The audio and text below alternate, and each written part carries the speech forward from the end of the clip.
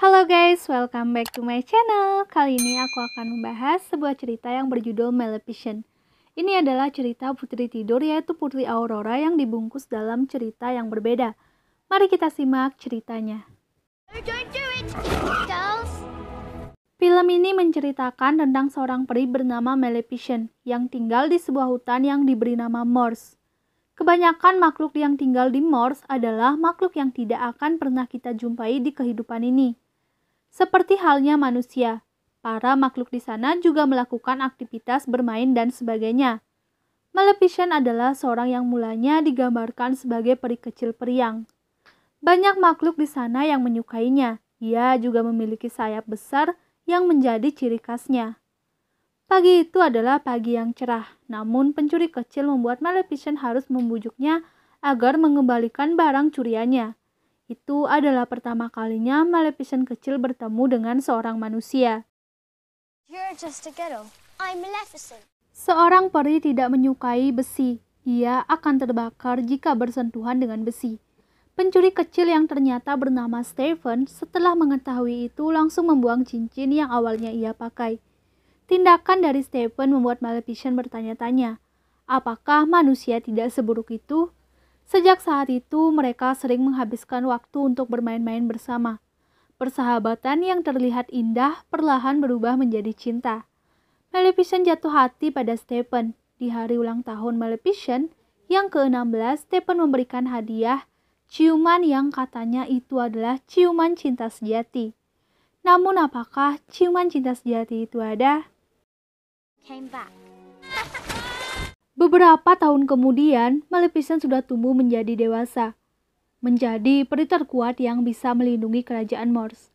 Namun ketidakhadiran Stephen membuat Maleficent bertanya-tanya, kemanakah gerangan Stephen? Di saat yang bersamaan, kerajaan Moors juga diserang oleh kerajaan tetangga yang ingin menguasai kekuatan dari kerajaan Moors. Maleficent dengan para makhluk Moors melawan kerajaan manusia yang serakah itu. Dan untunglah ia berhasil. Namun setelah gagal, sang raja manusia jatuh sakit dan meminta agar para saudaranya bisa membunuh Maleficent. Stephen yang sudah beranjak dewasa mendengar itu. Ia sangat tertarik dengan imbalan tahta jika berhasil membunuh Maleficent. Jadi malam itu Stephen pergi menemui Maleficent, mengelabuhinya dan ingin membunuhnya. Namun Stephen tak bisa melakukannya. Jadi ia hanya mengambil sayap Maleficent dan berbohong pada raja. Mengetahui sayapnya dicuri, Maleficent menjadi sedih. Ia mengambil ranting pohon dan mengubahnya menjadi tongkat. Suatu hari Maleficent menyelamatkan seekor burung gagak bernama Dapple. Sebagai bentuk balas budi Dapple, ia mengabdikan hidupnya pada Maleficent. Terkadang jika ingin bicara, Maleficent akan mengubah bentuk Dapple menjadi manusia. Tugas Dapple adalah memberikan informasi pada Maleficent tentang apa yang terjadi di kerajaan manusia. I need you to be my wings. Mengetahui jika alasan Stephen mencuri sayapnya adalah agar bisa menjadi raja, membuat Maleficent sangat murka. Jadi malam itu Maleficent mengubah Moors menjadi tempat mengerikan yang penuh dengan kegelapan, membuat para makhluk di sana juga takut padanya. Lalu suatu hari Maleficent mendapat informasi bahwa seorang putri telah lahir dan akan diadakan pesta besar untuk merayakannya. Putri itu bernama Putri Aurora. Namun sayangnya Maleficent mengacaukan acara itu. Ia mengutuk Putri Aurora bahwa di usianya yang ke-16, Putri Aurora akan menusuk jarinya dengan jarum pital dan akan tidur seperti orang mati. Namun kutukan itu akan berakhir jika Putri Aurora mendapat ciuman cinta sejatinya. Setelah hari itu, Raja Stephen membakar semua alat vital dan menguncinya di penjara kerajaan yang tersembunyi. Diam-diam, Raja Stephen juga menitipkan Putri Aurora pada 3 peri ajaib dan meminta mereka merawat Putri Aurora di hutan selama 16 tahun lebih 1 hari. Di lain sisi, Maleficent juga membentengi Moors agar tak bisa ditembus oleh manusia. Lalu para peri memulai tugas mereka. Untuk memudahkan merawat sang putri, para peri itu mengubah dirinya seperti manusia. Namun mereka sama sekali tak mengerti cara merawat bayi. Sehingga diam-diam Maleficent dan Dapple merawat dan menjaga Putri Aurora hingga ia besar. Beast is above. Beberapa tahun kemudian, Putri Aurora tumbuh menjadi putri yang sangat cantik. Saat itu, Putri Aurora penasaran dan ingin tahu apa yang ada di dalam kerajaan Morse. Maleficent yang mengetahuinya membawa Putri Aurora ke sana. Dan saat tahu keajaiban apa yang ada dalam Morse membuat Putri Aurora sangat senang. Putri Aurora sama sekali tak takut pada Maleficent. Bahkan Putri Aurora menyebut Maleficent sebagai peri penjaganya. Karena ia sangat ingat bagaimana bayangan Maleficent selalu mengikutinya sedari kecil. Semenjak hari itu, Putri Aurora selalu datang ke kerajaan Morse, menikmati keajaiban yang ada di sana.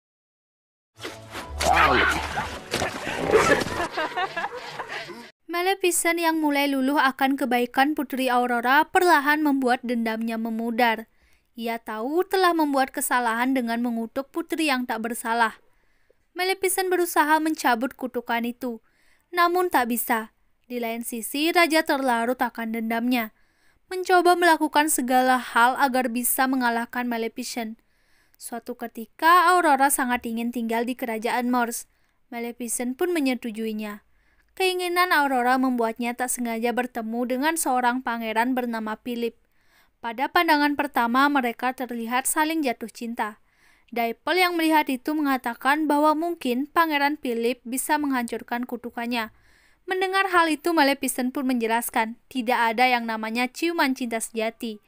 Hanya orang bodoh dan lugu yang mempercayai hal itu. Sama dengan dirinya dulu. Very soon.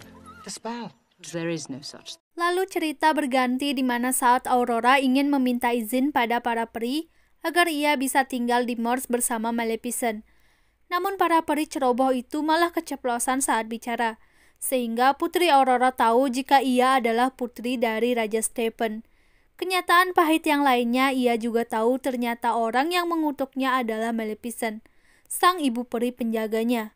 Putri Aurora bersedih dan ia pergi ke kerajaan untuk bertemu dengan ayahnya.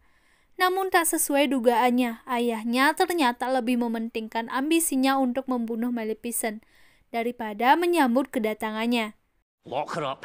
Vincent's coming. Di lain sisi, Maleficent tahu ini adalah waktunya Aurora untuk menusuk jarinya. Ia pun datang ke kerajaan Stephen dengan membawa Philip, berharap Philip memang bisa menghancurkan kutukannya. Namun terlambat, Aurora datang ke sebuah penjara dan menemukan alat vital di sana. Ia pun menusukkan jarinya dan kutukannya telah terjadi. Maleficent yang baru sampai berusaha agar Philip bisa mencium Aurora. Namun saat Pangeran Philip menciumnya, tak ada yang terjadi. Aurora tetap terlelap dalam tidurnya. Melihat hal itu, Maleficent sangat bersedih dan menyesal akan kutukannya sendiri.